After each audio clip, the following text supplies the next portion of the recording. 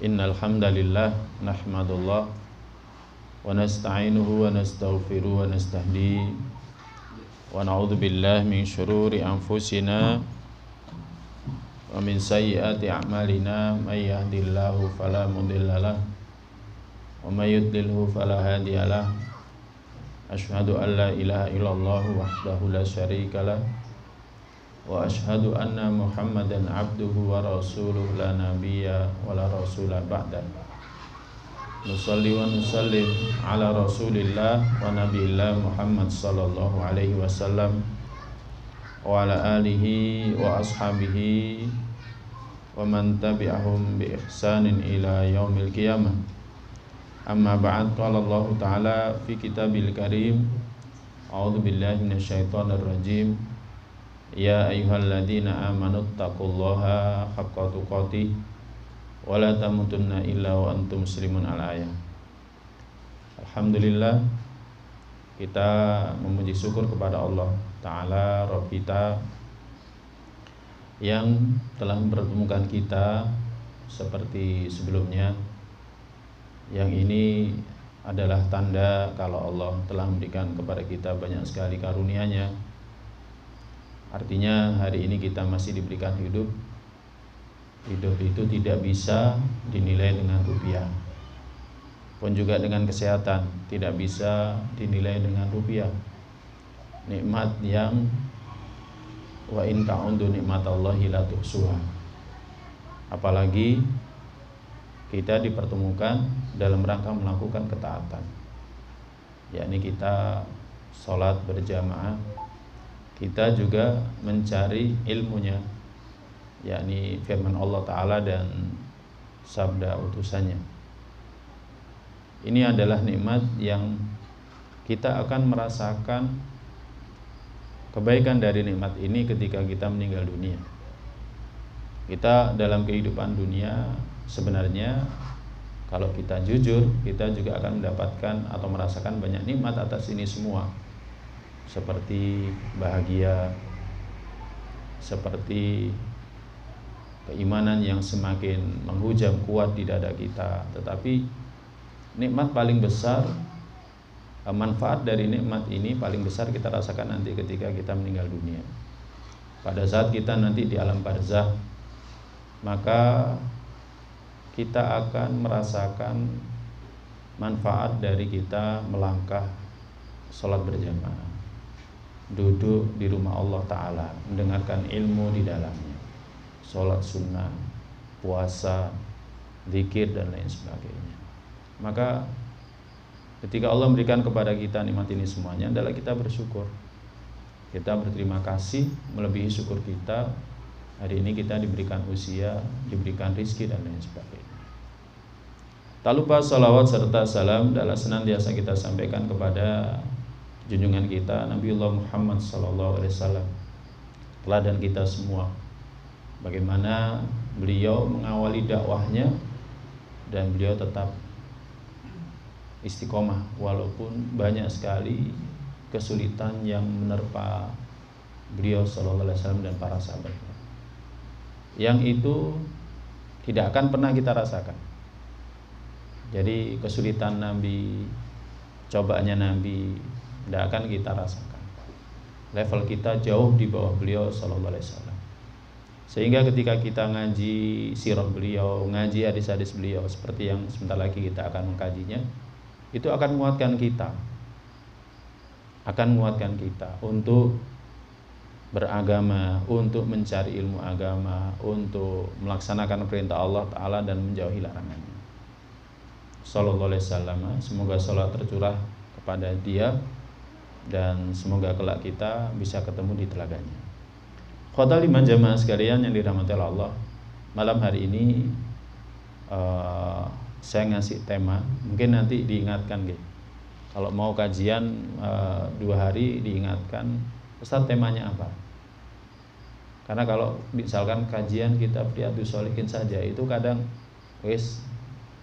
umum gitu ya, tapi temanya apa? Gak apa-apa, kadang itu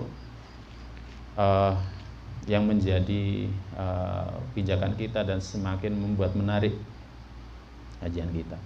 Tema kita adalah perihal kesabaran para sahabat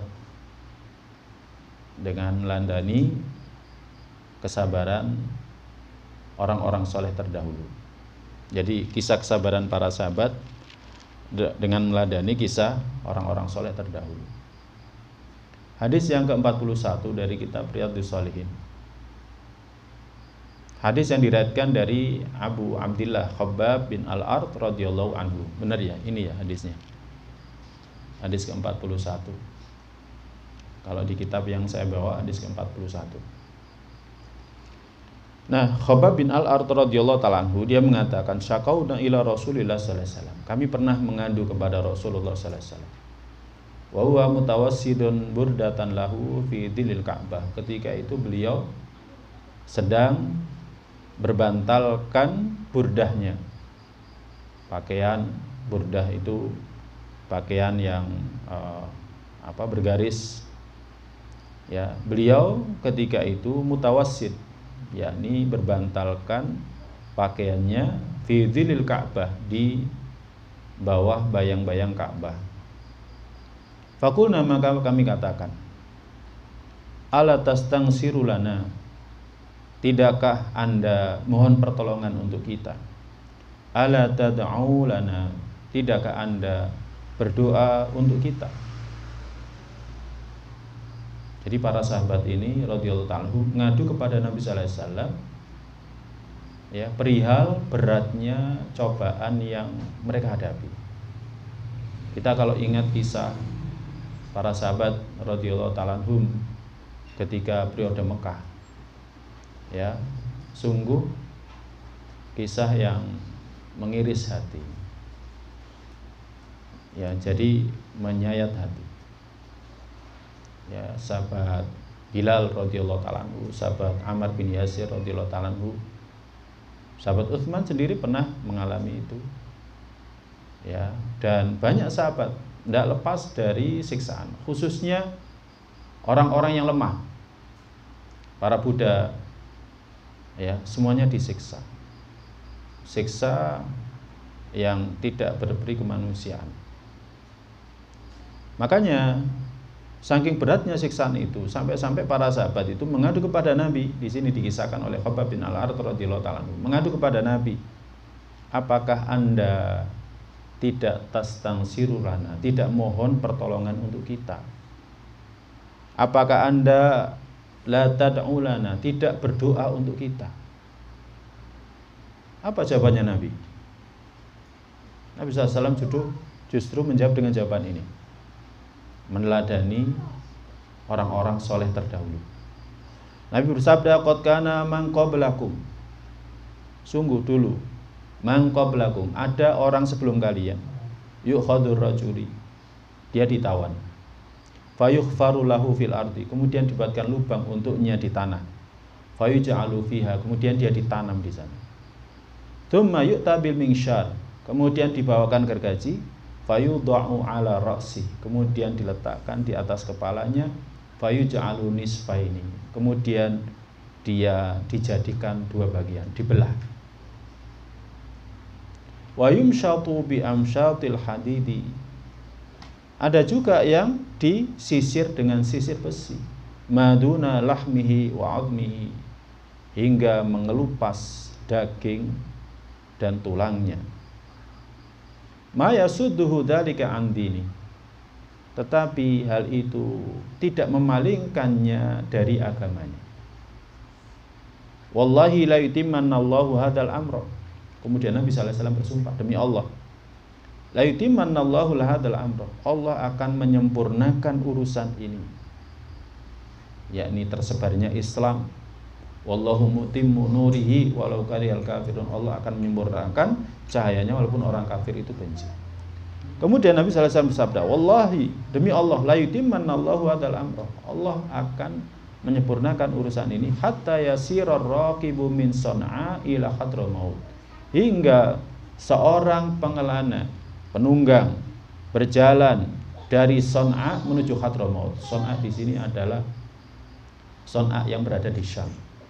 Ila Hadramaut, sampai Hadramaut. Hadramaut ini di Yaman. La yakhafu illallah. Dia tidak takut kecuali kepada Allah. Saking amannya ketika itu, saking amannya ketika itu. Karena apa? Karena Islam sudah menyebar. Wa dhi'ba ala ghanami, dan dia juga tidak takut kepada serigala yang akan menerkam kambingnya. Walakinnakum tastajilun.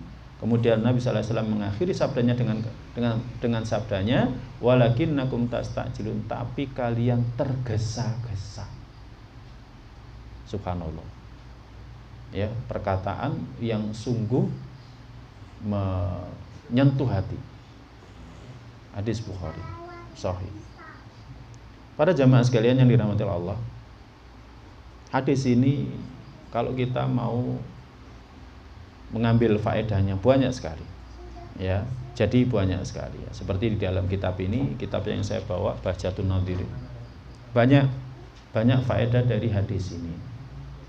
Yang pertama, sabar terhadap azab Allah, terhadap azab karena mempertahankan agama itu terpuji. Sabar ya terhadap azab, siksaan karena mempertahankan agama itu terpuji. Para sahabat di Mekah itu disiksa dengan siksaan seperti itu karena hanya mempertahankan asyhadu alla ilaha illallah.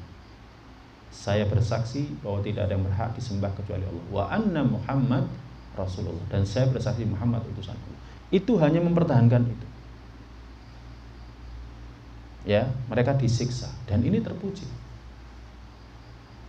Seperti kisah yang kemarin sudah kita sampaikan, ya, seorang pemuda yang mau dikader menjadi, masih ingat? Sudah kita bahas ya. Seorang pemuda yang mau dikader menjadi tukang sihir. Tapi setiap kali dia mau pergi ke gurunya tukang sihir itu, dia melewati seorang rohib.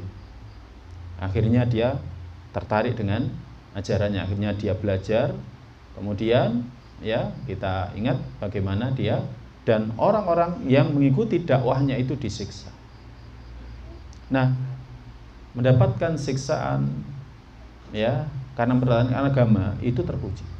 Termasuk ketika ratusan ribu orang yang hadir di perayaan itu dan semuanya mengatakan aman Nabi Rabbi hadzal ghulam, kami beriman kepada Rabbnya anak muda ini. Ya kan? Kemudian raja menitahkan siapa yang enggak narik ucapannya akan dilemparkan ke dalam al-ukhdud. Ya, ini tafsir surat Al-Buruj. Al-ukhdud dilemparkan ke parit yang di situ ada api yang menyala. Hanya menarik ucapan aman Nabi Rabbi hadzal ghulam, kami beriman kepada Rabbnya pemuda ini. Nah, para sahabat sama seperti itu. Jadi ketika mereka mengatakan asyhadu alla ilaha illallah asyhadu anna Muhammadar Rasulullah, akhirnya mereka mendapatkan siksaan. Dan sabar atas ini semuanya itu terpuji. Yang kedua, andu'afa'u yataqawuna bi du'ail qawi wa nushi. Orang lemah itu dikuatkan dengan doanya orang kuat dan nasihatnya. Para sahabat, kenapa datang kepada Nabi? Ya, mohon agar Nabi mohon pertolongan kepada Allah, mohon agar Nabi berdoa kepada Allah. Karena ketika para sahabat tahu bahwa Nabi sallallahu alaihi wasallam berdoa kepada Allah, mohon pertolongan kepada Allah, mereka akan kuat.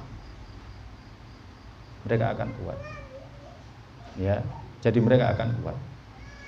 Makanya siapa yang dijadikan pemimpin itu harus seperti itu agar bisa menguatkan pengikutnya, ro'iyahnya. Ya, murid itu akan kuat kalau gurunya kuat. Pemimpin itu akan kuat kalau rakyat itu akan kuat kalau pemimpinnya kuat. Ya. Jadi khotaliman jamaah sekalian yang dirahmati Allah Subhanahu wa taala. Orang lemah itu dikuatkan dengan doanya orang kuat dan nasihatnya. Ya. Kita di rumah tangga saja, ya, ketika misalkan ada musibah yang menerpa rumah tangga. Ini ada satu kejadian. Saya tahu sendiri. Jadi orang ini tertipu ya urusan dunia. Akhirnya kendaraannya diambil. Nah, ketika kendaraannya diambil itu dia hanya bilang gini kepada istri dan anak-anaknya, udah doa saja seperti doanya yang diajarkan oleh Nabi kepada Ummu Salamah. Inna lillahi wa inna ilaihi raji'un. Allahumma jurni fi musibati wa akhluf li khairan. Ya Allah, berikanlah aku pahala atas musibahku dan gantikan aku yang lebih baik. Wis baca ini. Apalagi ketika kita tertimpa musibah, kemudian kita langsung doa seperti ini akan didengar. Ya, benar para jamaah, nggak selisih lebih dari 3 jam. Ya, dia dapat nikmat. Nikmatnya apa? Dokter yang sebelumnya memvonis anaknya itu harus operasi, langsung mengatakan anak ini baik, bagus, nggak usah dioperasi. Itu ceritanya mau kontrol ke dokter. Karena dokter sudah membuatkan surat nanti operasi pencernaan. Walaupun ditanggung ya. Tapi ternyata itu nikmat. Jadi itu nikmat. Jadi ketika seorang rumah tangga ya kan, udah doa kepada Allah. Dia juga menyebutkan inna ma'al usri yusra, sesungguhnya seiring dengan kesulitan itu ada kemudahan. Tsumma inna ma'al usri yusra. Kemudian sesungguhnya bersama kesulitan ada kemudahan. Kesulitan itu cuma 2, kemudahannya banyak. Kesulitan itu loh cuma sedikit, kemudahannya banyak. Ternyata betul dikasih banyak sekali kemudahan. Nah ini. Makanya kita kalau sebagai kepala rumah tangga kuat, istri anak kuat. Istri kuat, ya kan? Suami juga akan kuat. Ya, anak-anak juga akan kuat. Ini dalam contoh kecil, apalagi dalam contoh besar. Para sahabat kuat karena apa? Melihat Nabi sallallahu alaihi wasallam kuat. Melihat Nabi sallallahu alaihi wasallam kuat. Ya. Kemudian pelajaran yang ketiga, boleh mendoakan keburukan kepada orang kafir. Boleh. Mendoakan keburukan kepada orang kafir. Apalagi orang kafir itu yang mengusir kita, memusuhi kita. Ya, seperti Nabi sallallahu alaihi wasallam dan para sahabat itu kan disakiti ketika berada di Mekah. Boleh mendoakan keburukan untuk mereka. Tapi kalau mereka nggak menyakiti kita, ya, justru kita jangan tergesa-gesa. Karena apa? Akhirnya banyak orang kafir yang dulu memusuhi Nabi sallallahu alaihi wasallam itu malah berbalik menjadi pengikutnya Nabi. Ya, berbalik menjadi pengikutnya Nabi. Ya, seperti Khalid bin Walid, akhirnya menjadi panglima perangnya kaum muslimin. Amr bin al-As menjadi panglima perangnya kaum muslimin. Jadi seperti itu. Ya, sebenarnya ini yang musuhi saja akhirnya dapat hidayah, apalagi yang nggak musuhi. Nah, seperti itu. Makanya banyak mendoakan mereka agar mereka mendapatkan hidayah. Tapi secara umum boleh mendoakan keburukan untuk orang kafir. Kemudian pelajaran yang keempat, boleh menyebutkan bala yang menimpa seorang hamba, bala yang diterima dari orang kafir, ya, dari cobaan atau gangguan yang diterima oleh orang kafir, dari orang kafir kepada seorang alim, kepada seorang pemimpin, dan ini tidak terhitung sebagai syakwa, ngadu. Ya, orang mengeluh itu tidak boleh. Orang mengeluh itu tidak boleh. Hukum asalnya syakwa itu tidak diperbolehkan. Ngadu itu tidak diperbolehkan. Ya, tapi dalam kondisi seperti yang ditunjukkan dalam hadis ini boleh. Di mana para sahabat menyebutkan kepada Nabi sallallahu alaihi wasallam, mengadukan kepada Nabi, ya, bahwa mereka ini tidak kuat sudah melihat, merasakan, mengalami, menjalani kondisi seperti ini, ya kan? Jadi seperti itu. Akhirnya apa yang disampaikan oleh mereka radhiyallahu ta'ala para sahabat, ya kan, kemudian dikuati dengan sabda beliau. Nah, ini tidak terhitung syakwa, mengadu yang diharamkan dalam agama. Yang diharamkan itu seperti ketika kita mengadukan kepada Allah, kepada orang lain, seperti doa, ya, doa yang istiqjal, doa yang tergesa-gesa. Saya itu sudah berdoa kepada Allah tapi belum dikabulkan juga. Nah, ini namanya istiqjal, ini namanya mengadukan Sang Pencipta kepada manusia. Tidak boleh. Ya. Jadi doa kita akan diijabahi selama kita tidak tergesa-gesa. Nah, bentuk tergesa-gesa itu bagaimana? Yaitu kita mengatakan saya sudah doa tapi belum diijabahi. Kemudian dia berhenti dari berdoa. Nah, ini tidak boleh. Itu namanya mengadu. Atau misalkan dia mengatakan saya sakit seperti ini, saya sudah minum obat ini itu dan lain sebagainya, saya sudah usaha ini itu dan lain sebagainya, enggak juga sembuh-sembuh. Nah, itu bisa masuk dalam lingkup syakwa, mengadu. Kecuali kalau misalkan kita sampaikan kepada seorang tabib, seorang dokter, Pak, saya sudah minum obat ini, tapi kok belum ketemu jodohnya. Nah, itu bukan mengadu. Karena apa? Dia paham, kita butuh solusi dari dia.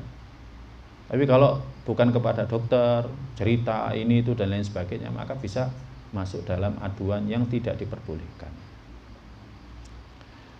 Kemudian pelajaran berikutnya, boleh memberikan perumpamaan tentang orang-orang beriman dari umat-umat sebelumnya. Nabi sallallahu alaihi wasallam dalam sabdanya ini memberikan perumpamaan tentang orang beriman dari umat-umat sebelumnya. Tujuannya apa? Ablagh fi bayanis sabr. Untuk lebih membuat mengena dalam menjelaskan sabar. Orang dulu itu loh seperti ini. Nah, itu. Orang dulu ada yang dia ditangkap, kemudian setelah itu dia dibuatkan lubang, kemudian diletakkan di dalam lubang, kemudian dibawakan gergaji, kemudian dibelah jadi dua. Ini kan yang ada dalam kisahnya Ashabul Ukhdud itu kan. Ya. Ada juga yang disisir dengan sisir besi sampai terkelupas, ya kan, kulit dan dagingnya, kelihatan tulangnya. Nah, penjelasan Nabi sallallahu alaihi wasallam seperti ini dengan mengambil perumpamaan umat-umat terdahulu itu lebih mengarahkan atau lebih mengena dalam menjelaskan sabar. Akhirnya jiwa itu tenang. Fa inna nafsa tatma'innu wa tathbut. Jiwa itu akhirnya tenang, jiwa itu akan kuat. Karena apa? Ada yang juga mendapatkan musibah yang sama, bahkan lebih berat. Ya, bahkan lebih berat. Ini khotul iman para jamaah sekalian yang dirahmati Allah. Dan sepertinya yang seharusnya buat kita teguh. Ya, ngaji harus semakin membuat kita teguh. Kita ternyata nggak dapat musibah, kesulitan seperti orang terdahulu, kita gampang. Ya, ngaji di tempat ini. Ada kipasnya. Ya, zaman dulu kipas-kipas sendiri. Kalau sekarang sudah dikipasi. Zaman dulu nyari makan sendiri, nanti di sinilah ada makanan. Jadi seharusnya dengan adanya ini kita ini lebih semakin kuat, semakin teguh, ya, ketika menjalani kesulitan mencari ilmu, kesulitan dalam beragama, sholat berjamaah dan lain sebagainya. Maka ini adalah faidatut ta'si, faedah dari meneladani orang terdahulu. Makanya ngaji sirah itu penting. Perjalanan hidup Nabi, sirah sahabat itu penting. Perjalanan hidup para sahabat itu penting. Dan itu hikmahnya kenapa dalam Al-Quran itu banyak kisah. Nabi SAW sendiri diperintahkan oleh Allah, fabi hudahu muqtadi, maka dengan petunjuk mereka ikuti. Jadi Nabi itu disuruh mengikuti para nabi, para rasul terdahulu. Nabi kita SAW disuruh mengikuti para nabi, para rasul terdahulu. Apalagi kita. Ini para jamaah. Jadi Nabi SAW itu nanti akan ada di sini kisahnya, ya, setelah hadis ini, ya, di mana Nabi SAW bersabar atas komentarnya orang Khawarij dengan mengatakan, faqad udhiya Musa aktsar min hadza. Oh, dulu Nabi Musa telah disakiti lebih banyak dari ini. Saya nggak ada apa-apanya. Nah, itu katanya Nabi. Ini khotul iman jamaah sekalian yang dirahmati. Jadi penting mengaji sirah nabawiyah, sirah sahabat, sirahnya para ulama, itu penting. Agar kita kuat, agar kita teguh. Pelajaran berikutnya, al-mu'min yathbutu ala aqidatihi. Seorang mukmin itu cirinya yathbutu ala aqidatihi, teguh di atas akidahnya. Orang beriman itu kalau sudah meyakini itu sudah kuat. Walau nusyira bil manasyir, walaupun dia harus dibelah dengan gergaji. Tapi kalau sekarang nggak ada. Tapi mungkin sekarang bentuknya lain lah, ya. Sampean lek gak ngene tak tokno toko pabrik. Ya, saya dulu juga pernah dapat ancaman. Mas, itu jenggotnya dicukur ya. Oh siap Pak. Besoknya ketemu lagi, orangnya malah lari. Pokoknya kalau kita kuat mereka lemah, tapi kalau kita lemah mereka kuat. Waduh, saya disuruh gini, udah bismillah. Ya, jadi orang kalau seorang beriman, kalau akidahnya itu sudah teguh, maka dia akan kuat walaupun dia harus diancam dengan digergaji. Kalau sekarang paling ya di PHK dan lain sebagainya, sudah. Tinggalkan tempat itu, kita cari yang lain. Kuat-kuatan wis. Sing kuat awake dhewe apa? Syariat agama nggak bisa kita tawar. Ini khotaliman jamaah sekalian yang dirahmati. Dan ini seperti yang pernah dikatakan oleh Heraklius. Seperti hadis yang diriwayatkan oleh Abu Sufyan. Ketika itu Abu Sufyan berdagang ke Syam, kemudian dipanggil oleh Heraklius, dan ketika itu Heraklius mendapatkan surat dari Nabi yang ngajak untuk beriman. Ya. Kemudian ketika ditanya Abu Sufyan, apakah pengikutnya ketika sudah masuk Islam, apakah mereka keluar setelahnya? Tidak. Kemudian di akhirnya dia komentar, seperti itu, kalau iman itu sudah menghujam, sudah masuk ke hati, dia akan teguh, akan kuat. Kemudian pelajaran berikutnya, keberapa ini? Ketujuh ya. Al-ibtila min lawazimil iman. Bala itu diantara kelaziman iman. Bala itu diantara konsekuensi iman. Fi kulli waktin, di setiap waktu. Pokoknya kalau kita sudah iman, konsekuensinya nanti akan dibala, akan diuji. Jenengan semakin istiqomah ngaji di sini, akan semakin diuji. Ya, akan semakin diuji. Jenengan semakin konsisten dengan Islam, akan diuji. Sering sholat aja loh, nanti akan diuji. Awal mulanya, kalau kita kumpul sama teman-teman yang nggak biasa sholat, waduh rek tumben kok sholat. Nanti, waduh saya dadi alim, gak tahu kumpul ambek dewi gitu kan. Nah, jadi seperti itu balak dari sisi ucapan. Ya, kita misalkan konsisten di tempat kita kerja, ya nggak menerima suap, kita berusaha jujur dan lain sebagainya. Nanti akan ada balaknya, akan ada cobaannya. Dan ini diantara kelaziman iman, konsekuensi dari iman, mesti diuji. Allah berfirman dalam surat Al-Ankabut ayat 2-3. Ahasiban nasu ayatruku ahasiban nasu ayutraku ayaqulu amanna wa hum la yuftanun.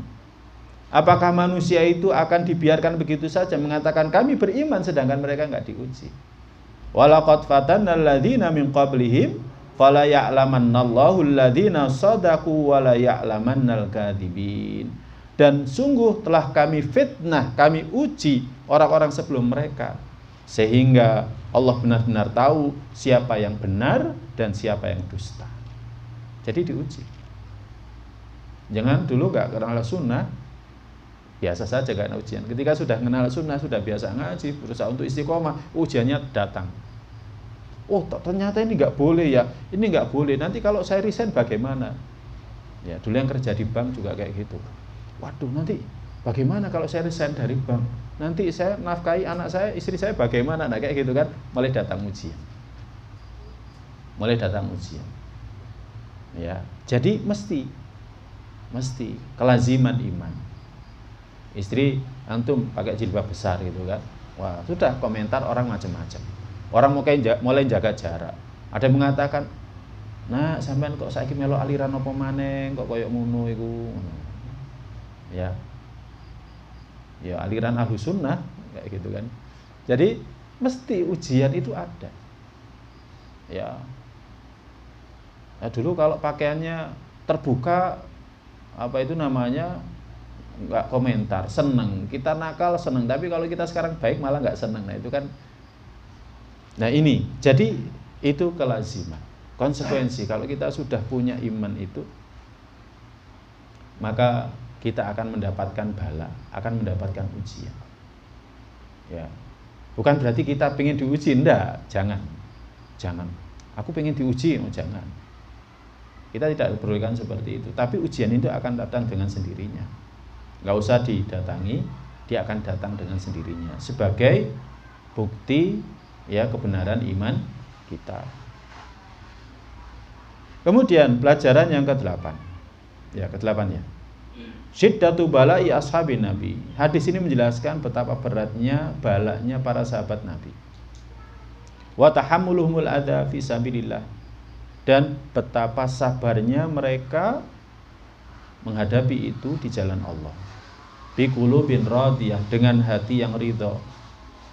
Besarnya balanya para sahabat, kesabaran mereka terhadap gangguan di jalan Allah, dengan hati yang ridha, wa nufusin mutmainnah, dan jiwa tenang. Ada yang ketika kena bala itu jiwanya enggak tenang. Waduh kok koyo ngene, mending koyo biyen ae gak usah koyo ngene. Enak koyo biyen kerjane tenang, uripe tenang gitu kan. Ya. Menjadi orang soleh sendirian, seperti itu. Ya. Tapi para sahabat enggak. Para sahabat ridho. Ridho, mendapati seperti itu ridho. Kenapa mereka bisa ridho? Karena apa? Karena pertama iman. Ya tadi sudah disebutkan. Karena mereka beriman. Kemudian mereka tahu konsekuensi bahwa mereka akan mendapatkan bala, akan mendapatkan ujian. Dan kita pun semuanya juga akan mendapatkan. Dan kita harus tenang. Ketika ada seperti ini itu harus tenang. Ya, ketika ada seperti ini harus tenang. Dulu di awal-awal itu ada seorang ikhwan itu, ya, di awal-awal kasus teroris ya dulu. Jenggotnya sudah panjang. Diomongi, sampean di ojo mulai, akeh intel iki. Lah mau ya nopo? Gak mulai. Lek pancene awake salah ya salah, kalau kita benar ya sudah benar, bismillah. Gitu. Jadi ada yang bilang seperti itu. Tenang aja. Memang ada rasa takut dak gitu kan ya. Waduh diinteli dak gitu. Akhirnya tapi biasa saja.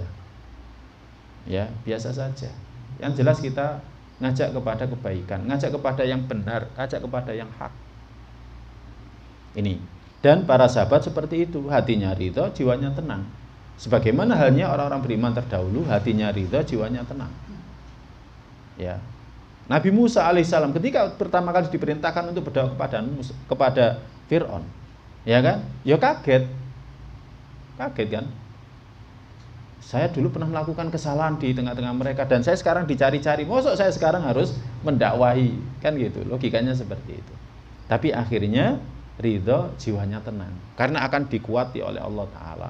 Allah mengangkat Nabiullah Harun ketika Nabi Musa minta agar dikuati dengan saudaranya, akhirnya diangkat juga Nabi Harun menjadi Rasul utusan Allah Ta'ala menemani Nabi Musa.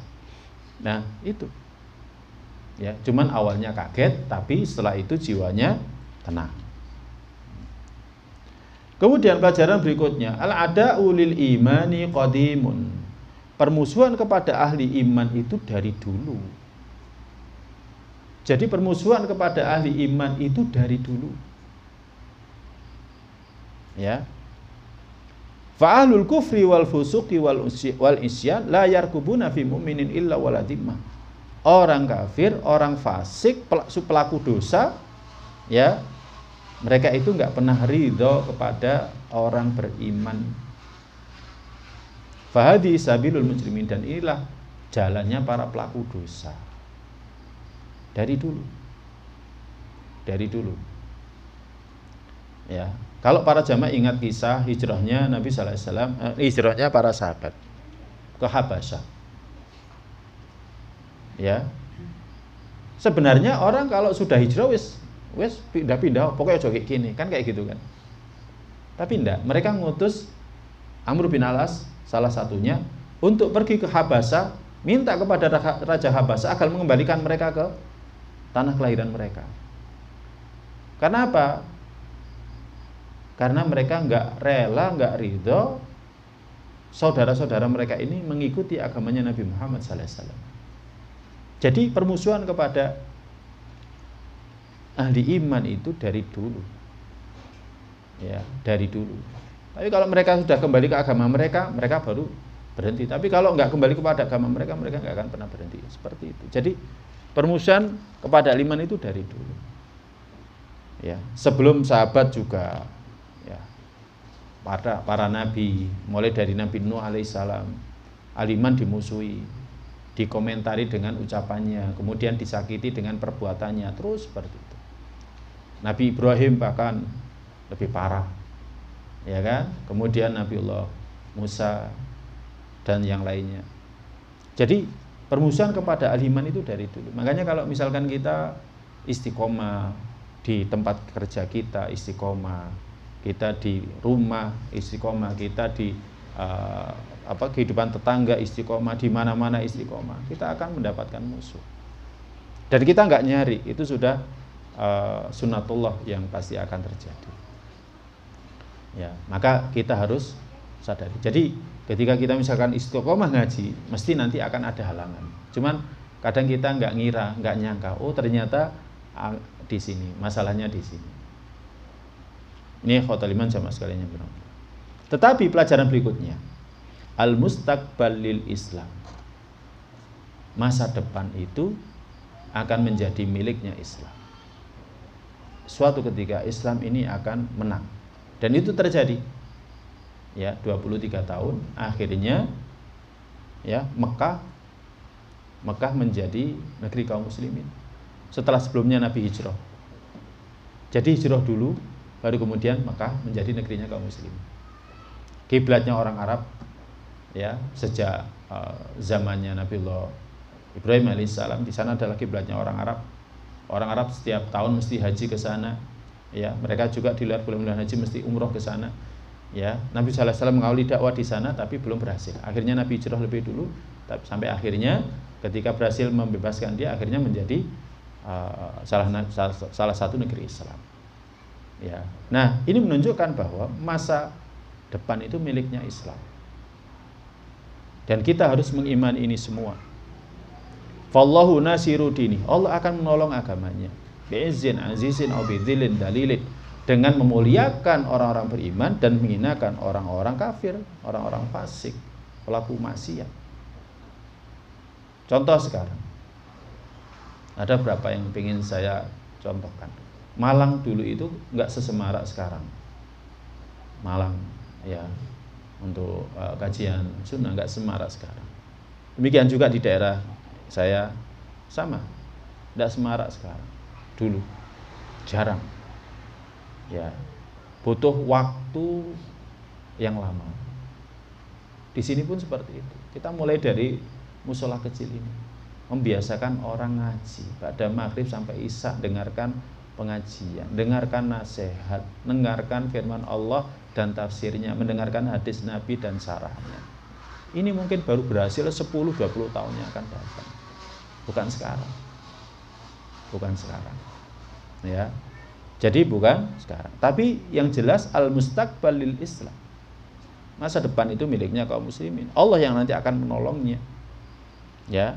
Allah berfirman dalam surat As-Saff ayat 9, "Walladzi arsala rasulahu bil huda wa dinil haqq liyudhhirahu 'ala dini kulli walau karihal musyrikun." Dialah Allah yang mengutus utusannya dengan membawa hidayah, petunjuk dan agama yang benar. Liyudhhirahu 'ala dini kulli, agar menampakkannya di atas agama-agama seluruhnya, walau karihal musyrikun, walaupun orang-orang musyrik itu benci. Ya, sekarang sudah biasa orang mengingatkan masalah tauhid, hati-hati dari syirik, biasa. Kalau dulu di awal-awal tabu itu. Ya, tabu.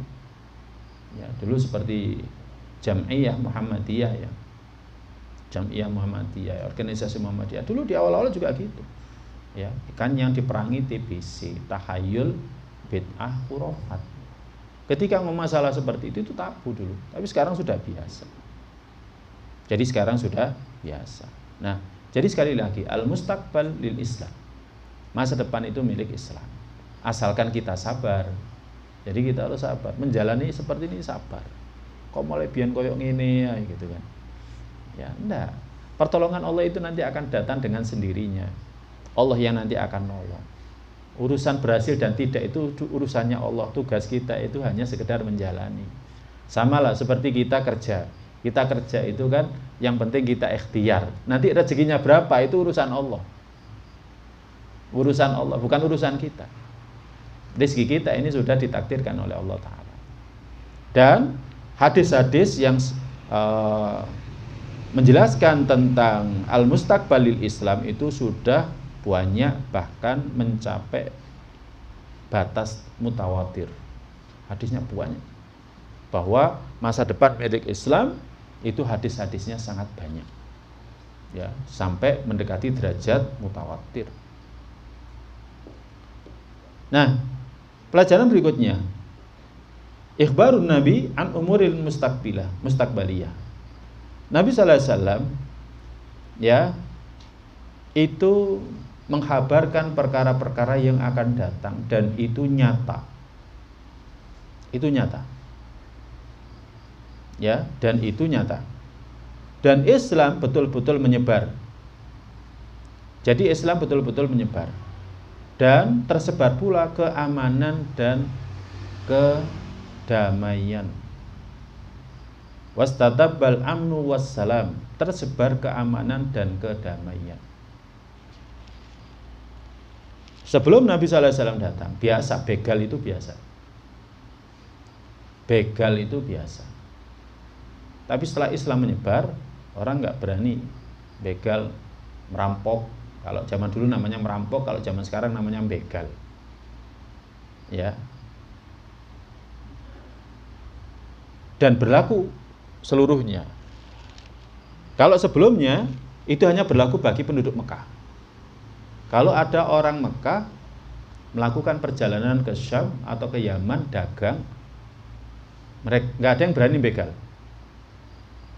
Karena apa? Karena mereka meyakini bahwa penduduk Mekah itu ahlullah.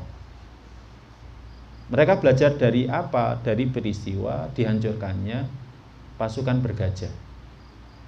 Jadi sebelum lahirnya Nabi sallallahu alaihi wasallam itu ada peristiwa besar ya, dan menjadi cerita ya, bahkan di negara-negara adidaya Romawi dan Persia ada pasukan besar hancur hanya dengan kumpulan burung yang berbondong-bondong menghancurkan mereka. Ketika mereka hendak menghancurkan Ka'bah. Sehingga dari situ, sejak saat itu ada keyakinan bahwa penghuni atau penduduk Mekah itu orang yang punya karomah. Ya, orang yang mulia. Dan mereka tidak ada yang bekal. Kemudian Allah ceritakan nikmat itu dalam surat Quraisy, ila fi Quraisy ila fi imrihlatas syita'i was-shaif falyabudu rabb hadzal bait alladzi at'amahum min ju' wa amanahum min khauf. Ini firman Allah, wa amanahum min khauf. Allah amankan mereka dari rasa takut. Itu nikmat Allah. Karena apa? Orang Mekah itu kalau melakukan perjalanan kemana dagang, dari mana? Dari Mekah. Orang Quraisy nggak ada yang berani macam-macam. Karena kalau mereka macam-macam kepada mereka bisa kualat. Nah, ketika Islam sudah nyebar, maka keamanan, kedamaian itu menyeluruh. Ya, kedamaian itu menyeluruh. Nggak ada lagi orang yang berani begal, merampok. Itu nggak akan ada yang berani. Nah, ini menunjukkan bahwa sabda Nabi itu benar, dia adalah Nabi, nubuahnya benar. Ya, nubuahnya benar. Ini para jamaah yang dirahmati Allah. Jadi seperti itu. Nanti akan kita sebutkan ya di antara contohnya kebenaran nubuahnya Nabi, apa yang disampaikan oleh Nabi. Pelajaran berikutnya, manusia itu Islam adalah agama keamanan dan kedamaian. Dimanapun Islam ada, hukumnya diterapkan, maka pasti aman, tenang, ya, dan damai. Tetapi ketika manusia menggantinya, maka Allah turunkan kepada mereka ketakutan, kelaparan, dan lain sebagainya dengan sebab perbuatan mereka. Jadi Islam itu agama keamanan, keselamatan. Contoh, para jamaah, orang kalau di Saudi kebetulan sudah diterapkan syariat Islam, itu nggak berani mencuri, nggak berani mencuri. Makanya antum kalau haji dan umroh ya, semoga yang belum pernah haji umroh bisa ke sana. Itu biasa, mobil diparkir di luar itu biasa. Ya, mobil diparkir di luar di gurun-gurun itu biasa. Kalau di sini kan enggak. Masukkan garasi, tutup, kemudian pagar besinya ditutup, kunci. Sepeda motor kunci ganda. Kalau di sana orang mau mencuri, mikir. Mencuri mencapai nisab, potong tangan kanan. Ya, kalau ada orang tangan kanannya nggak ada, berarti dia pernah mencuri. Hati-hati sama orang itu. Kalau tangan kanan dan kaki kiri udah terpotong, berarti sudah mencuri 2 kali. Kawakan sudah. Tangan kiri juga terpotong, berarti sudah 3 kali. Kemudian kaki kanan terpotong, berarti sudah 4 kali kawakan. Tapi masih bisa mencuri, memang nemen orang seperti itu. Di sana hampir jarang kita dengarkan berita pembunuhan, tapi kita di negeri kita banyak sekali berita pembunuhan. Karena orang mau bunuh mikir. Kalau ahli warisnya nggak terima, dia kena hukum qisas. Jadi ahli warisnya nggak terima, dia akan kena hukum qisas. Ya, yakni dia akan mati. Makanya berita kematian jarang di sana. Justru kalau kita di negeri kita malah sering mendapatkan berita kematian. Nah, jadi Islam itu ketika diterapkan betul-betul akan mendatangkan keamanan, kedamaian. Ya. Ini khotul iman jamaah sekalian yang dirahmati Allah. Kemudian berikutnya, dalam kitab ini dikatakan al-insanu muli'un bil ajil. Manusia itu dipenuhi dengan ketergesa-gesaan.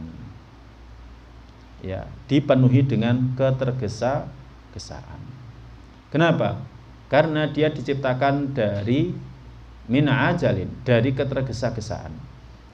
Ketika dia tidak mendapatkan kebaikan, maka hilang sabarnya. Ketika dia mendapatkan keburukan, maka hilang sabarnya. Ya, jiwanya, dadanya sempit. Padahal segala sesuatunya itu mesti ada waktunya, ada masanya. Pertolongan itu akan datang, tapi ada waktunya, ada masanya. Jadi ada waktunya, ada masanya. Dan ketergesa-gesaan kita tidak akan mempercepat ketetapan Allah Ta'ala. Sama, kita misalkan pengen kaya. Pengen kaya, ada masanya, ada waktunya. Kita tergesa-gesa, ya maka takdir Allah nggak akan bisa disegerakan. Pengen kaya gitu kan, akhirnya mencuri. Ya, akhirnya ketemuan nggak jadi dapat kekayaan, justru malah masuk ke dalam penjara. Nah ini, makanya kita harus tahu bahwa setiap buah itu ada waktu masaknya. Ada waktu masaknya. Buah itu ada waktu masaknya. Nah, ketika dia sudah masak, ketika itulah dipetik. Tapi siapa yang tergesa-gesa memetiknya, maka dia akan terhalang dari mendapatkan nikmatnya buah itu. Makanya orang-orang terdahulu mengatakan manista'jala syai'a qabla awani. Siapa yang tergesa-gesa mendapatkan sesuatu sebelum waktunya, uqiba bi khirmani, dia akan dihukum dengan tidak mendapatkannya. Jadi nggak usah tergesa-gesa. Makanya Allah pernah berfirman kepada Nabi dalam surat Al-Ahqaf ayat 35.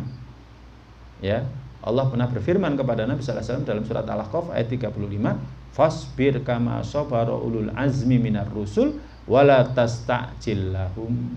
Sabarlah wahai Muhammad sebagaimana sabarnya para rasul ulul azmi. Jadi Nabi sallallahu alaihi wasallam itu disuruh sabar seperti sabarnya para rasul ulul azmi. Wala tasta'jil lahum, jangan tergesa-gesa untuk mereka. Jangan tergesa-gesa. Tergesa-gesa akhirnya mendoakan keburukan. Makanya Nabi sallallahu alaihi wasallam, ya kan, pernah ketika pulang dari Taif, di Taif dia sebenarnya hijrah ke Taif itu harapannya dapat diterima di sana, tapi ternyata malah nggak diterima, malah dilempari sampai tumitnya berdarah. Nabi sallallahu alaihi wasallam pulang dari Taif menuju Mekah itu dalam kondisi pikirannya blank, nggak sadar, ditemani Zaid bin Harithah, sampai baru sadar ketika didatangi oleh malaikat Jibril dan malaikat penjaga gunung. Kemudian malaikat Jibril mengatakan, "Hei Muhammad, ini ada malaikat penjaga gunung, kamu ingin apa? Kalau sekiranya kamu ingin agar gunung ini ditimpakan kepada penduduk, maka akan ditimpakan." Maka Nabi sallallahu alaihi wasallam hanya apa itu namanya, mendoakan agar kaumnya itu diberikan hidayah. Nah ini contohnya, Nabi nggak tergesa-gesa. Nabi Nuh ya salah satu Rasul ulul azmi, tapi pernah berdoa. Doanya apa? Doanya Nabi Nuh yang akhirnya dikabulkan itu. Allahumma la tadhar alal ardi minal kafirin dayyara. Ya Allah, jangan engkau sisakan di muka bumi ini orang kafir. Innaka intadharhum yudillu ibadaka. Kalau engkau meninggalkan mereka, ada satu orang kafir pasti akan menyesatkan orang yang lain. Wala yalidu illa fajiran kafara. Dan tidak akan melahirkan anak kecuali anak yang fajir dan kufur. Akhirnya doanya kan diijabahi. Banjir besar menutup seluruh bumi, nggak ada satupun yang tidak tertutup bumi, dan tidak tersisa orang kafir. Yang selamat hanya yang berada di kapalnya Nabiullah Nuh alaihi salam. Ini para jamaah yang dirahmati Allah. Jadi Nabi SAW sendiri disuruh sabar. Ya, suruh meneladani para Rasul azmi, ulul azmi dalam sabar. Seperti sabarnya Nabi Nuh, Nabi Ibrahim, Nabi Musa, Nabi Isa. Nabi Isa dituduh anak zina, anak haram. Orang Bani Israel itu nganggap Nabi Isa itu anak zina, anak haram. Tapi tetap mendakwahi mereka, ngajak mereka. Ya kan? Nabi Isa itu sebenarnya diminta oleh orang-orang Yahudi untuk memberontak Romawi. Tapi enggak, justru malah ngajak kepada tauhid, mengingatkan syirik. Makanya samakan dibenci. Ya, ini para jamaah. Makanya di akhir hadis ini Nabi SAW sendiri bersabda, walakinnakum tastajilun. Ya, tapi kalian tergesa-gesa. Ya, seolah-olah Nabi SAW berpesan, kalian jangan tergesa-gesa, nanti ada waktunya. Ya. Nah, sama dengan kita. Ini para jemaah. Makanya ini semacam nasihat yang membangkitkan al-hamasah. Jadi perasaan yang paling dalam para sahabat. Ojo tergesa-gesa. Kita dalam dakwah, dalam kegiatan dakwah jangan tergesa-gesa. Antum semuanya punya kewajiban ke umat ya. Kewajiban kepada umat itu bukan tugasnya ustadz saja, keliru. Ustadz itu hanya sekedar menyampaikan ilmu. Ya kan, setiap orang dari antum itu punya kewajiban untuk mendidik umat, ya, untuk mengajak mereka keluar dari kegelapan. Karena apa? Mereka semuanya akan menghadapi fase yang berat di alam barzah, akan ditanyai malaikat penjaga kubur, akan ada fitnah kubur di dalamnya, ya kan, ada azab kubur di dalamnya, nanti ada juga fitnah hari akhir, ya kan, ujian-ujian hari akhir, kemudian semuanya lewat neraka. Ini tugas kita semua, bukan hanya tugasnya ustadz ya. Salah kalau tugasnya ustadz tok. Bukan, tugas antum semua. Kita semua punya tugas. Cuman perannya beda-beda. Ya, perannya beda-beda. Ini khotal iman jamaah sekalian yang dirahmati Allah Subhanahu wa taala. Kemudian pelajaran yang terakhir kaitannya dengan hadis ini, yakni menyandingkan antara cobaan, sabar, kesungguhan dengan cita-cita. Ini termasuk hukum siyasah syar'iyah. Menyandingkan antara bala, sabar, kesungguhan dengan cita-cita. Ya, menyandingkan antara bala. Kita semuanya nanti akan mendapatkan ujian dan kita harus sabar. Kita harus sungguh-sungguh dan disandingkan dengan amal wasi', cita-cita. Ini kaidah dari kaidah tarbiyah imaniyah.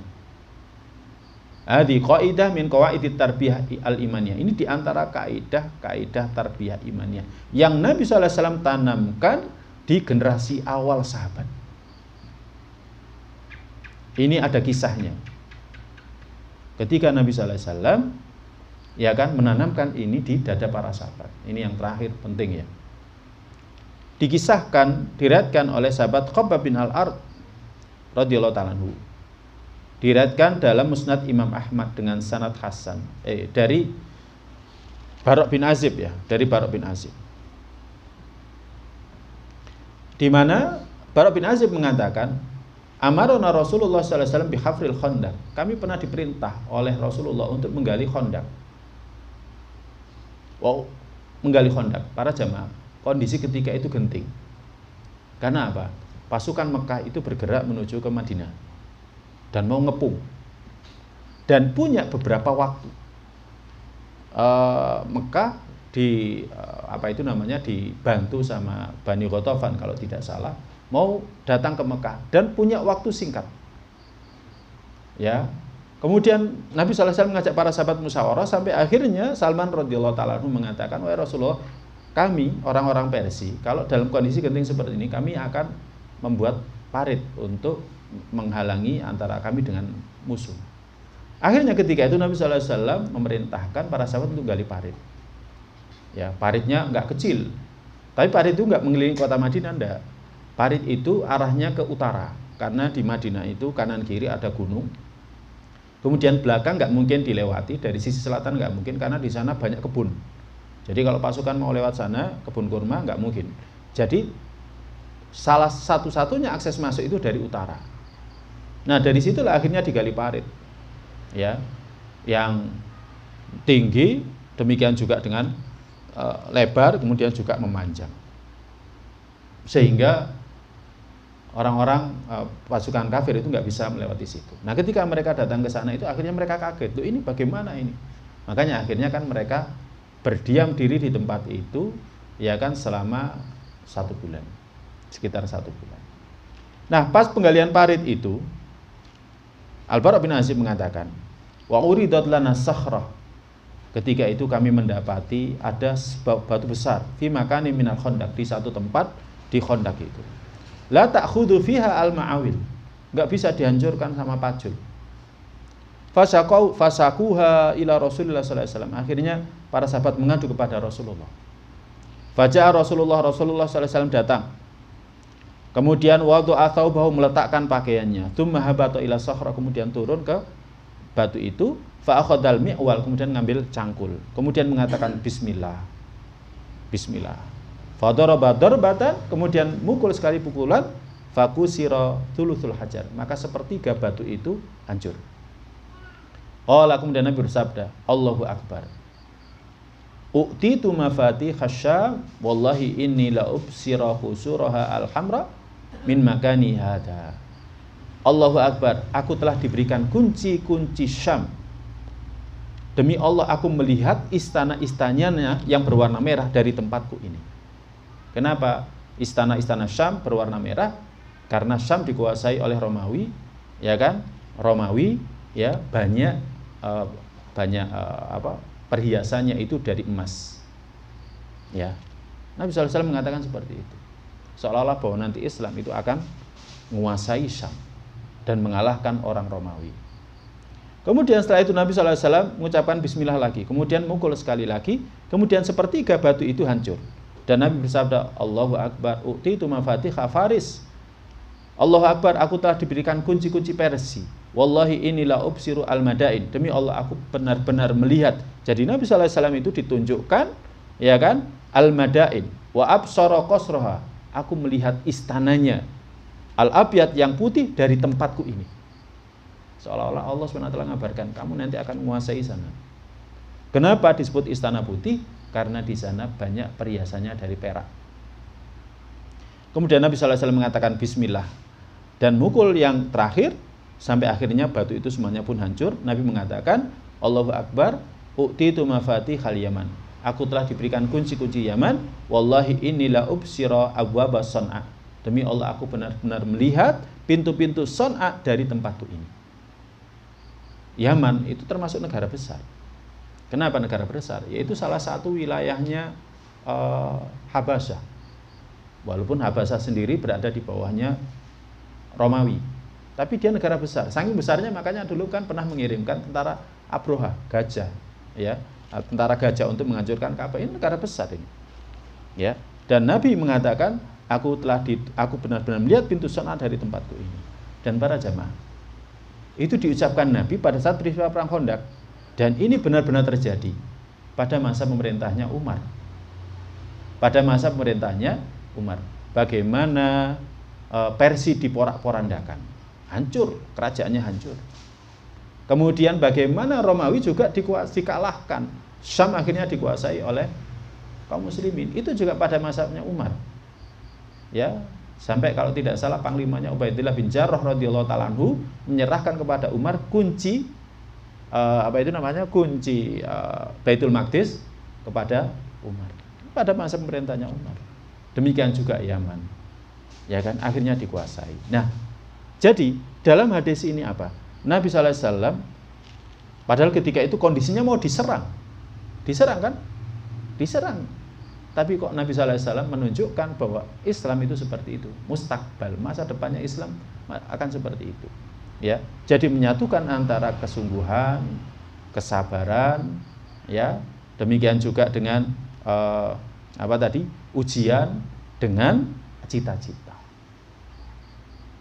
Allah akan menyempurnakan agama ini walaupun orang yang nggak suka itu tidak menyukainya, orang musyrik nggak menyukainya. Makanya kita nggak boleh putus asa. Saya ngaji kok segini mulai biyen. Enggak. Itu urusannya Allah. Tugas kita hanya ngaji, mencari ilmu. Bagaimana caranya kita sungguh-sungguh sabar, kemudian memanage kajian ini agar terus berkembang. Ya kan? Urusan besar tidak besar itu sudah janji dari Allah. Tugas kita hanya melakukan ini semua. Allah lebih sahab, mungkin ini yang bisa kita kaji pada pertemuan kali ini.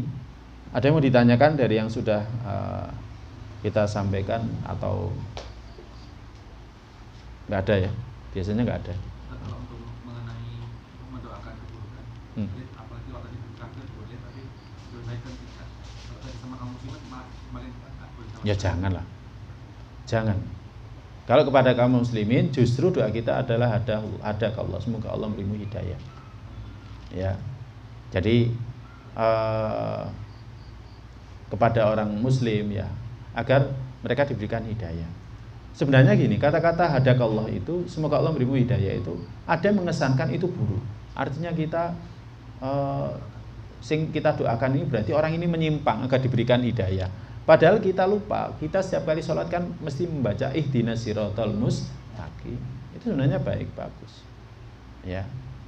Atau bisa juga kalau orang itu sudah berada di atas sunnah, ya hafidhakallah, semoga Allah menjagamu, semoga Allah